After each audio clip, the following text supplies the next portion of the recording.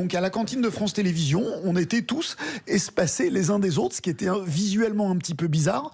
Mais c'est vrai, alors peut-être que les Français sont trop allés dans les parcs ce matin. Vendredi soir, après l'intervention du Premier ministre, beaucoup se sont dit, bon allez, on va boire le dernier verre, puisque ça ferme à minuit.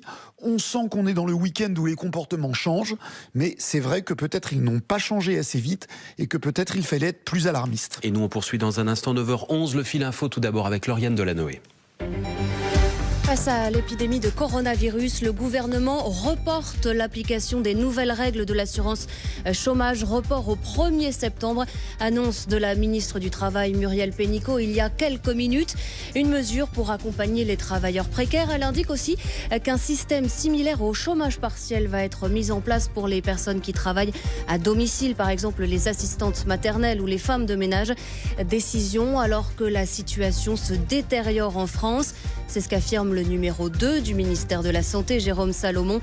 Des appels donc à la mobilisation générale ce matin sur France Info.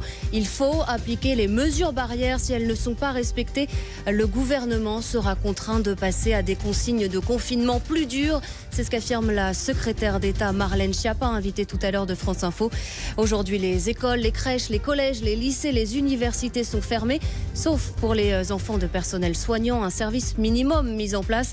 Pas de café, pas de restaurant non plus. Les centres commerciaux restent fermés pour limiter la propagation du virus. Les transports longue distance réduits progressivement également. 7 trains sur 10 aujourd'hui à la SNCF, comptez 1 TGV sur 2, demain 2 TER sur 3. Enfin, face à cette crise, faut-il fermer les frontières ?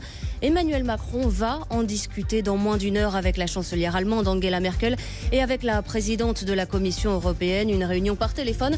Cet après-midi, le président s'entretiendra également avec Donald Trump et d'autres dirigeants du G7. France Info. Et tout est plus clair. Édition spéciale. Toujours avec nos spécialistes Nathalie Saint-Cric, Renaud Dely, Gilles Bornstein et Amandine Lama. Renaud Dely, on est à 6 jours, théoriquement, du second tour des municipales. Est-ce qu'on peut imaginer